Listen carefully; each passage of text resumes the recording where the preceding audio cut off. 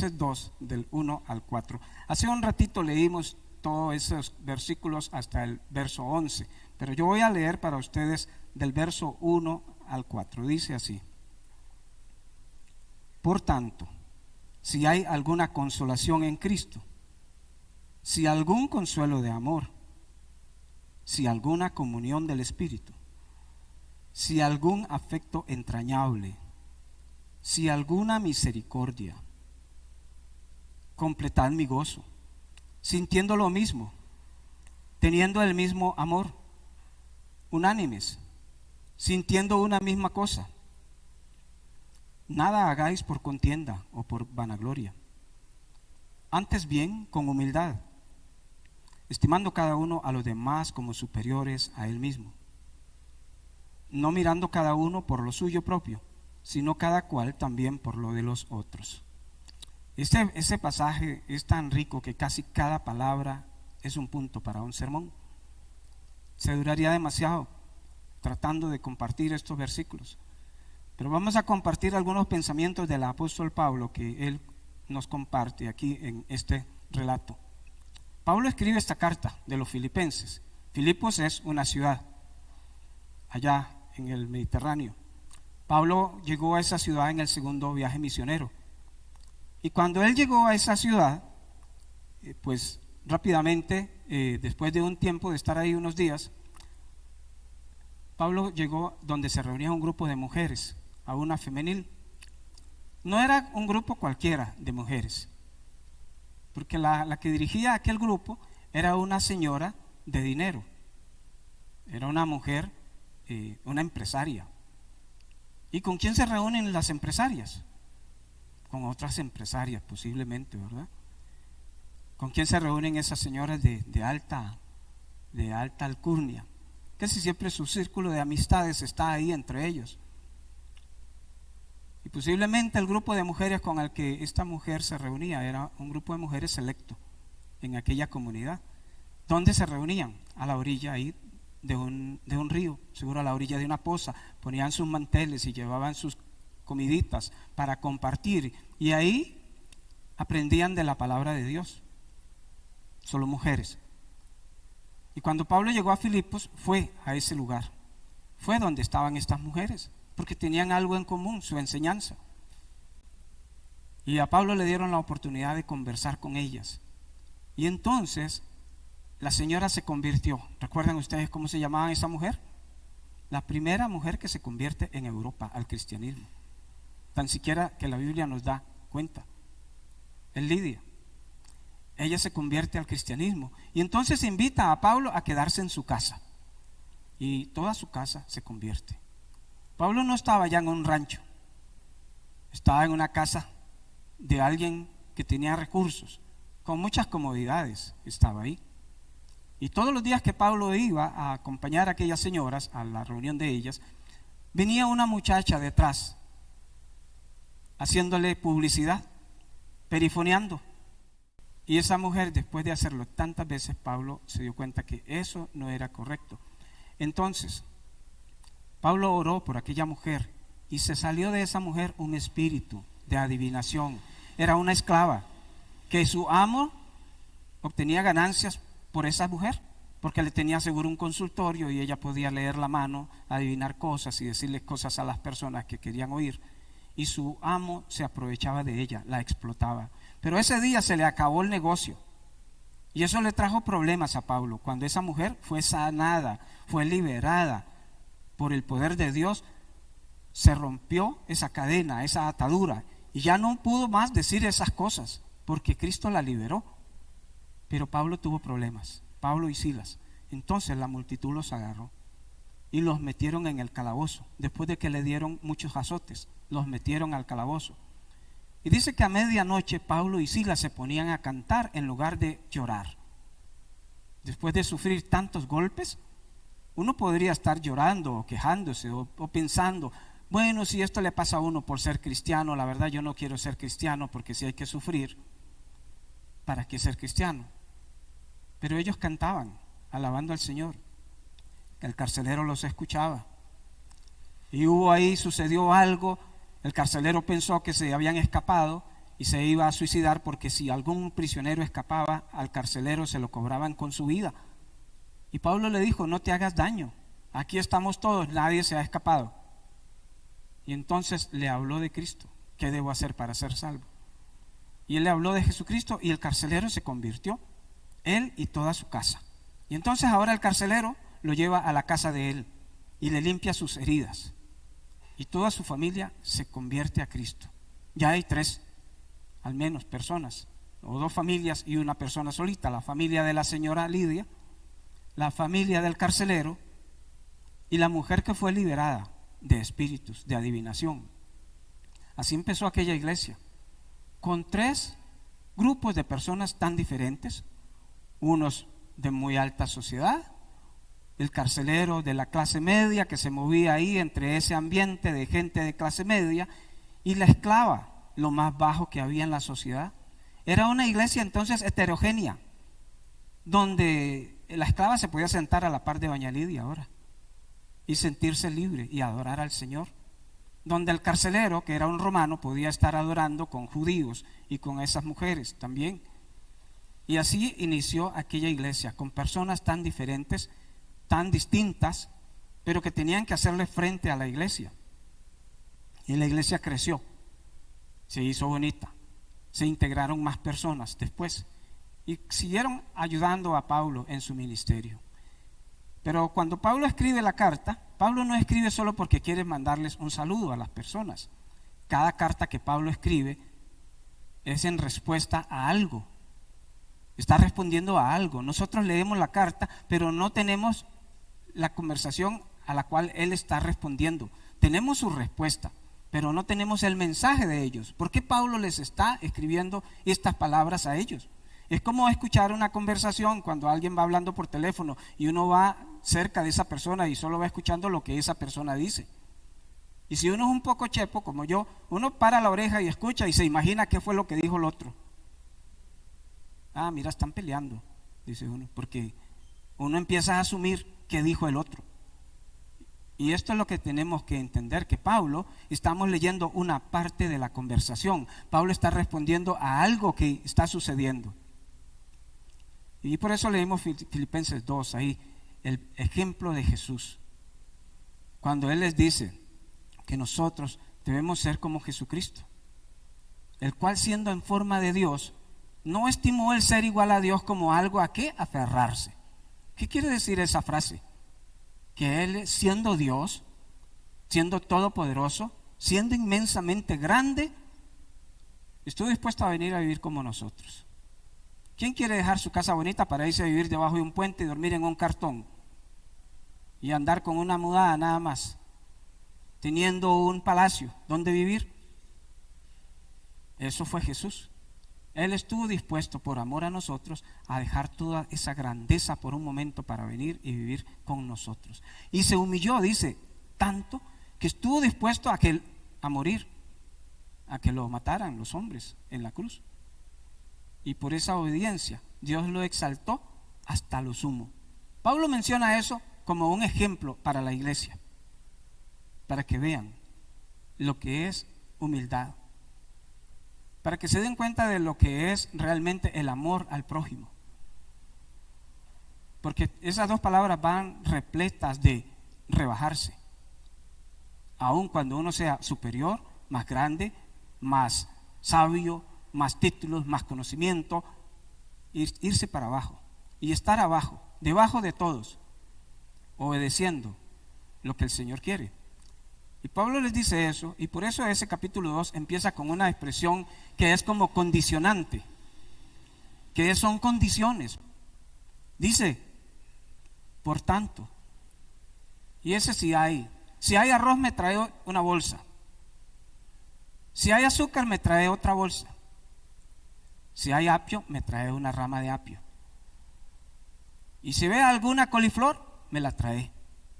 Y ese sí hay, porque si no hay, no traemos nada. Y esa es la frase que Pablo usa ahí, sí hay. Y uno debería decir, sí, lo que él está pidiendo, sí hay, está disponible para nosotros. ¿Por qué Pablo les dice eso? Porque evidentemente alguien le había dicho, es que algunas cosas no hay. Pero el depósito donde nosotros vamos a buscar las cosas, sí hay. Lo que pasa es que a veces no queremos traer. Y Pablo nos habla aquí de esto y nos señala varias razones por las cuales a veces nosotros no disfrutamos la vida de la iglesia. Pablo dice ahí en el versículo 3, no hagan nada por vanagloria. O sea, por una gloria vana. ¿Sabe a qué se refiere eso? Que siempre en las cosas del Señor hay personas que hacen las cosas no tanto para que la obra avance, sino más bien para que se den cuenta que fui yo el que lo hice, de que me reconozcan a mí. Y esto que Pablo estaba diciendo a esta iglesia de Filipos, que esta carta se llama la carta del gozo, porque es una carta donde se expresa mucha gratitud y mucho gozo de parte de Pablo, pero aún en medio del gozo hay dificultades. Pablo dice, no hagan nada por vanagloria. Ahora, ¿quién puede ver la vanagloria? Porque uno puede argumentar, no, yo no hago nada por vanagloria. Es que la vanagloria no se puede percibir a la vista. No la podemos distinguir. Solo se siente en el corazón de la persona que está actuando de esa manera. Y sus acciones y sus actuaciones van enfocados en atraer la gloria hacia sí. Pero cuando los hijos de Dios hacen cosas, muchas veces y por lo general se sienten, no se sienten realmente que sean ellos los indicados para hacer eso. Siempre están pensando, yo no merezco ese honor, yo no merezco ese privilegio. Ahí hay otro que lo puede hacer, ahí hay otras personas que pueden hacer las cosas mejor. Siempre están pensando. Hay la historia de un hombre que se llamó Ambrosio en los primeros siglos del cristianismo. Ambrosio era un gobernador, una persona que amaba a Dios, y dicen que la gente lo quería porque él actuaba como un papá con la gente, todo el mundo lo amaba. Pero se murió el obispo de aquella ciudad en Italia y no había a quién poner, y era ese problema, no había a quién poner, hasta que un niño por ahí mencionó, ¿por qué no ponemos a Ambrosio? Y la multitud empezó a aclamar a Ambrosio. ¿Y saben qué hizo Ambrosio? Se fue a esconder. Se fue. Tuvo que ir el emperador y mandar a traerlo para decirle, usted va a ser el obispo. Se consideraba tan indigno de semejante privilegio de servirle al Señor que él se huyó. Fue el mismo sentimiento que tuvo otro hombre que se llama Juan Knox en Inglaterra.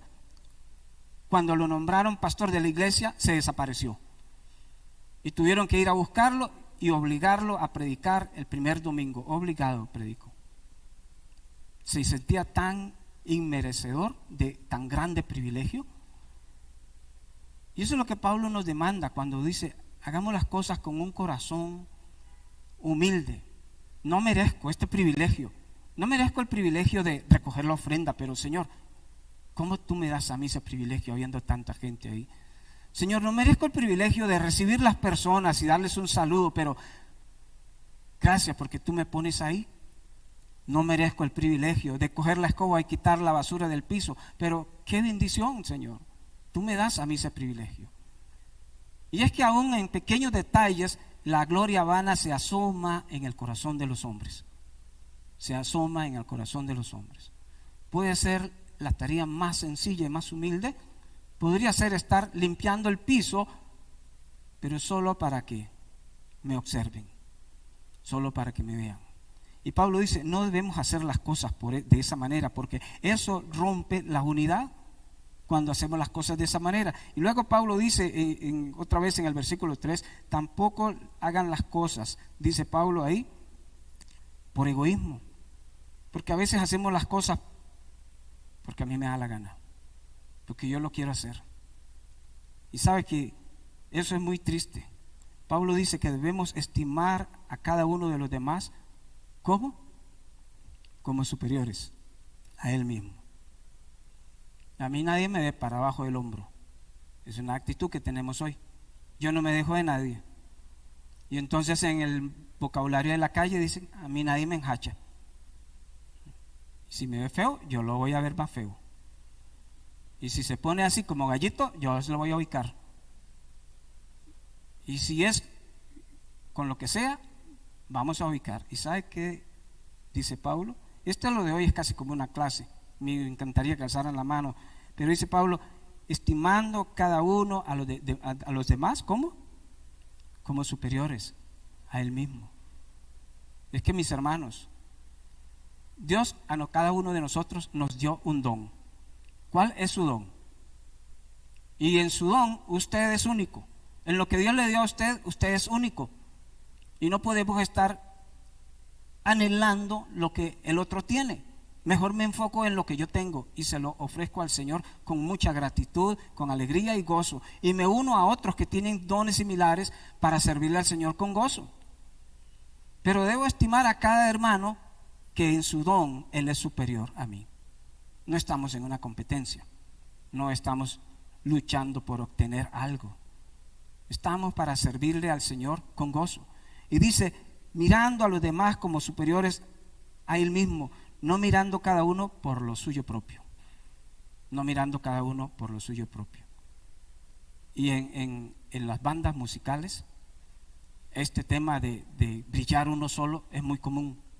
Entonces, en una banda hay un montón de violinistas, pero ustedes saben que hay siempre uno que es el primer violinista.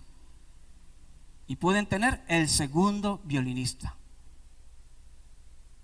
Y en los grupos musicales, el sonidista sufre. Porque cada músico quiere sobresalir. Y entonces el guitarrista, que le suban un tirito. El cantante, y donde hay 5 cantantes y todos haciendo así. Y los que estamos escuchando nos explotan los oídos. Pues todos, cada quien quiere escucharse allá. Pero en la obra de Dios, cada uno en lo suyo. No estimando a nadie superior, sino no velando por lo de uno propio, sino también dale volumen al hermano, que se escuche el hermano, más bonito. Está bien que se escuche el otro y cante usted sonriendo. Y eso es lo que dice la palabra del Señor, que este tipo de actitudes que produce en una iglesia, desunión. Porque el pecado en sí no es visible, pero la acción es notoria ante las personas. Y esto tenemos que cuidarlo en la iglesia. Así que la idea no es una idea de competir en la iglesia. No estamos compitiendo por un premio. Estamos aquí para servirle al Señor. Y cuando la persona está compitiendo por algo, lo único que demuestra muchas veces es que quiere deshacerse de su competencia. Estamos compitiendo y ese es el mercado. Eso es competencia en el mercado. El chino compite contra el otro chino y baja el precio. Y bueno, aquí tenemos un hermano chino, pero no tiene súper. Bajan precios para matar la competencia. Y entonces en la vida, muchas veces entre las mismas personas, hacen sus cosas para ir deshaciéndose de la competencia. Y eso solo refleja división y ausencia del Espíritu de Dios en el corazón del creyente. Así que no estamos acá para eso. Entonces por eso Pablo nos dice en estos primeros versículos que leímos, ¿qué debemos hacer para evitar eso? Primero nos dice, bueno, consigan consolación en Cristo. Versículo 1, Pablo dice, si hay algo que nos debe mantener a nosotros unidos es nuestra unión con Cristo. ¿Por qué estamos unidos nosotros siendo tan diferentes? ¿Por qué estamos unidos? Porque tenemos algo en común que es Cristo, nuestra unión con Cristo. Por eso nos unimos. Y cuando estamos unidos a Cristo y andamos con Él, no podemos decir, yo ando con Cristo, pero esos hermanos no me gustan, esa persona me cae mal, porque esa persona viene con Cristo, viene caminando con Él y es íntimo de Cristo también. Y uno no puede decir, yo camino con Dios y la gente no me importa. No, es que claro que sí. Si caminamos con Él, venimos con la multitud de personas que caminan con Él. Venimos con ese montón de gente que camina con Él y no podemos decirle, Señor, yo voy contigo, pero me importa un pepino la gente. No, porque Él vino para morir por la gente que viene con Él, por mi hermano, sea como sea. Así que si se tiene a Cristo de compañero de camino, es inevitable que hayan otros compañeros de viaje también, diferentes a nosotros. Esto va a ser inevitable. Vamos a ir caminando con gente muy diferente a nosotros. La relación de una persona con sus amigos y compañeros indica mucho de su relación con Jesucristo. Si hay alguna distancia entre usted y otra persona en el pueblo de Dios, eso habla de su relación con Cristo. Eso habla mucho de cómo está caminando su relación con Cristo. Si usted no puede relacionarse con hermanos de manera tranquila y feliz, algo está sucediendo. Así que Pablo les dice, si hay alguna, y los hermanos cómo debían de responder, sí hay algo en común entre nosotros, tenemos a Cristo. Y luego Pablo les dice, otra de las cosas que impide esa desunión, Pablo les dice, si hay algún consuelo de amor, si hay amor cristiano entre nosotros, podemos mantener la unidad. Pablo le dijo a los Gálatas, pero si se muerden y se pelean, fíjense bien que no se vayan a devorar unos a otros, porque entre el pueblo de Dios surgen conflictos. Pero Jesús dijo en Juan 13:35, en esto conocerán todos que somos sus discípulos. ¿Saben qué? Si tenemos amor entre nosotros, los unos con los otros, si tenemos amor. Pero ¿qué es el amor? Porque esa es una palabra tan común en el ambiente de hoy. ¿Qué es el amor? Entonces hace muchos años salió una colección de tarjetitas que decía amor es salir juntos, amor es comer en el mismo lugar todos juntos, amor es esto. ¿Qué es el amor? El amor cristiano tiene que ver con una voluntad invencible, una voluntad invencible. ¿Por qué invencible? Porque tenemos que amar al que es diferente a mí, porque tenemos que amar al que nos lastima, porque tenemos que amar al que nos hace daño, al que no nos gusta, al que no queremos ver ni pintado. Y ese amor solo lo da Dios. Ese es el amor de Cristo. Ese es el amor que produce el fruto del Espíritu Santo. Y si usted no puede amar a sus hermanos, entonces Gálatas 5:22 está fuera de su contexto de vida. Porque el fruto, lo que produce la presencia de Cristo en mi corazón es amor. Amor a las personas. No es algo de la razón, porque uno puede razonar, esa persona no merece que se ame, esa persona no merece que la vea con buenos ojos, pero ninguno de nosotros merecíamos que Dios nos viera con buenos ojos. Pablo dice en Romanos, por cuanto todos pecaron, estamos destituidos, no merecíamos nada. Pero dice Romanos 5:8, Dios mostró su amor. Dios decidió mostrar su amor, en que siendo nosotros malos, siendo nosotros feos, siendo nosotros odiosos, Dios mostró su amor en que siendo aún pecadores, entonces, ¿qué hizo? Cristo murió por nosotros. Y ese es el amor que Pablo habla. Si hay algún amor, algún consuelo de amor entre los hermanos de la iglesia, si nos podemos amar de esa manera, podemos evitar los problemas de la desunión. Y luego dice otra vez en el versículo 3, si hay alguna comunión del Espíritu. Si hay comunión del Espíritu. ¿Sabe que a veces la gente en conversa tienen comunión? Vean ustedes cómo estamos los liguistas ahora. No hay que conocerlos, que usted ve un bus que pasa ahí lleno de banderas y toda esa gente me caen bien con esos colores. Donde están, y si usted llega identificado con ellos, uno cae de pie ahí. Gente del mundo que se identifica con cosas que no tienen nada que ver, y las personas inmediatamente se meten en un grupo de esos y son aceptados y defendidos. ¿Y qué tenemos en común los cristianos? Dice Pablo en Corintios, es que no saben que son templo del Espíritu Santo, el cual habita en vosotros, el cual tenemos de Dios y que no somos nuestros. Es que el Espíritu Santo habita en su corazón y en el mío.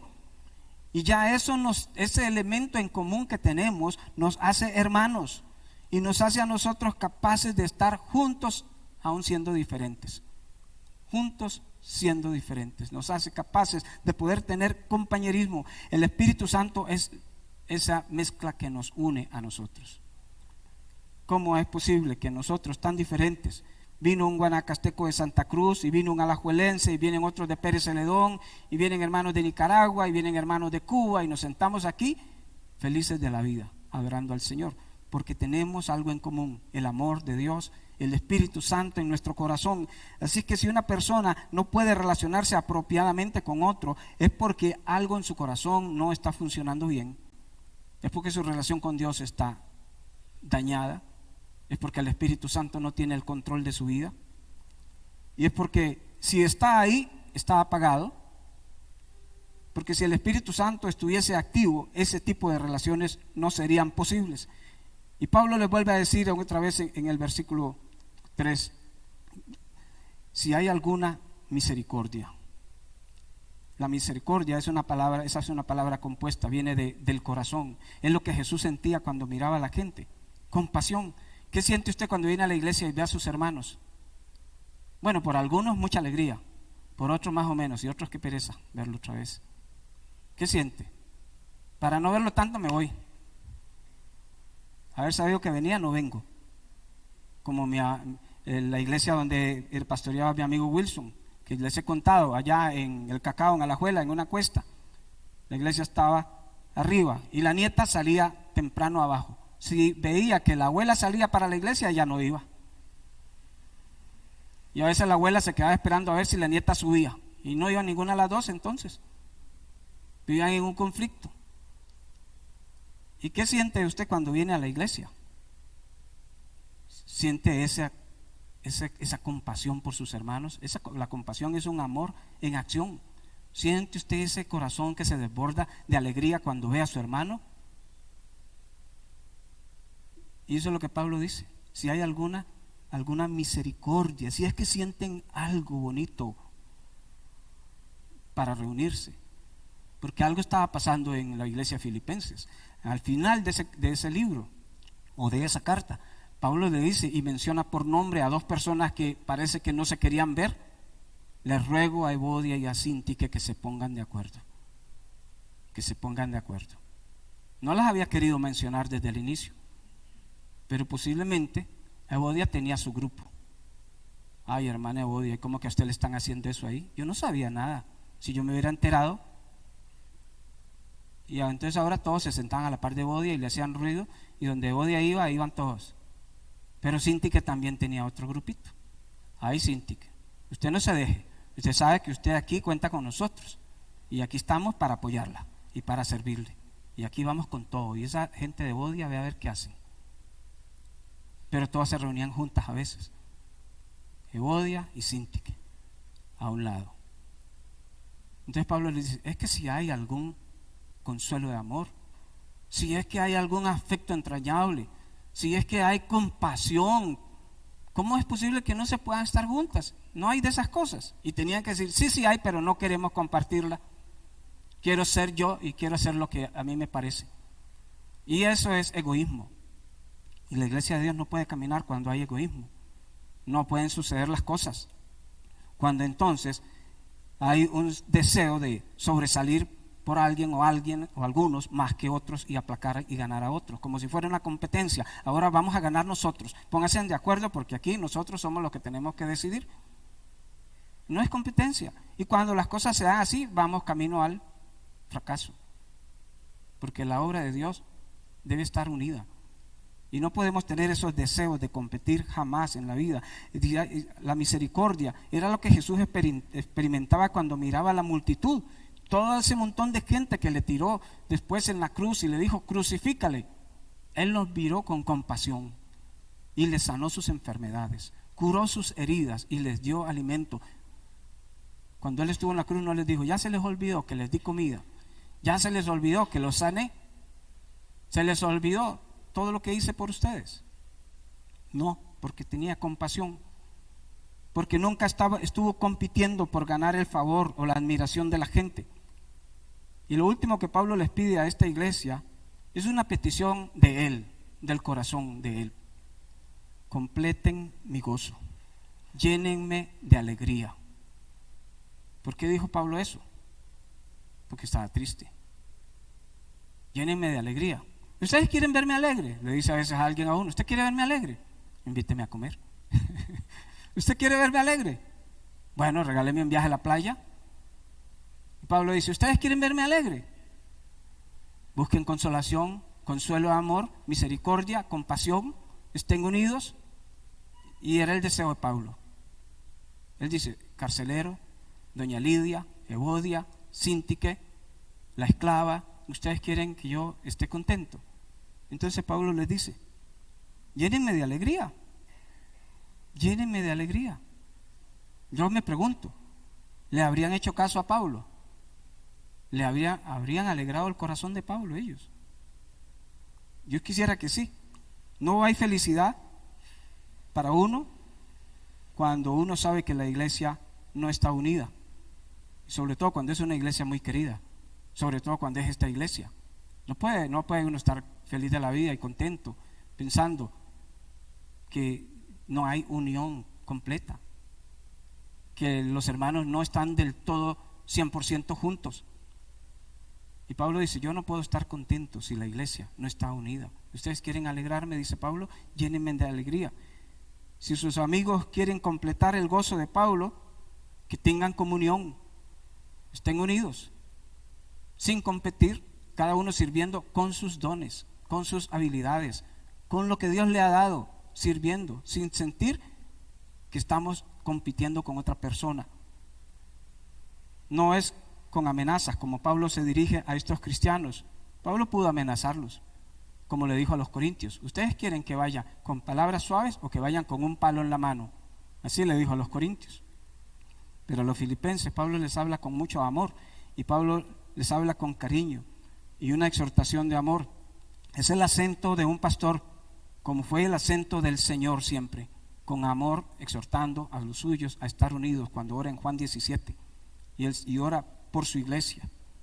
Así que, queridos hermanos, dice Pablo en Filipenses 2, versículos 12, 22, 12 y 13, así que mis queridos hermanos, dice Pablo, como han obedecido siempre, como ustedes han obedecido siempre, mucho más, no solamente en mi presencia, dice Pablo, pero mucho más ahora en mi ausencia, lleven a cabo su salvación con temor y temblor.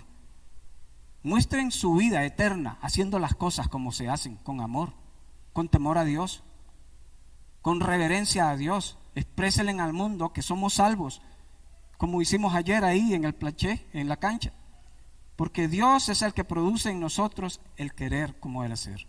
Es Dios, no es la competencia de mi hermano. Cuando yo estoy motivado por lo que otro hace para hacer algo yo, ese no es Dios el que está produciendo en mí el querer. Ese querer lo está produciendo otro que no es Dios. Pablo dice, es Dios quien produce el querer. ¿Quién está impulsando el querer servirle al Señor en esta iglesia, en usted? ¿Es Dios? Y si es Dios, usted debe abrazarse con su hermano y con la iglesia en un abrazo fraternal. Un abrazo de amor, un abrazo de perdón, de reconciliación, un abrazo de servicio. Pero si lo que le mueve es su deseo de sobresalir, de tener una gloria vana, no es Dios. Es simplemente ser observado por la gente y ser reconocido. Así que Pablo dice, obedezcan, no solo ahora no solo cuando estuve presente, sino también ahora que estoy ausente. Lleven a cabo su salvación con temor y temblor, pues Dios es el que produce en ustedes tanto el querer como el hacer para que se cumpla, ¿qué? La voluntad de Dios, la buena voluntad de Dios. ¿Y cuál es la voluntad de Dios? Que esta comunidad sea salva, que las personas sean salvas, que la iglesia siga avanzando, que las cosas del Señor sean cada vez mejor. Así que, hermanos, estas palabritas del apóstol Pablo podría parecer que no tienen nada de Navidad, pero tienen mucho de Navidad.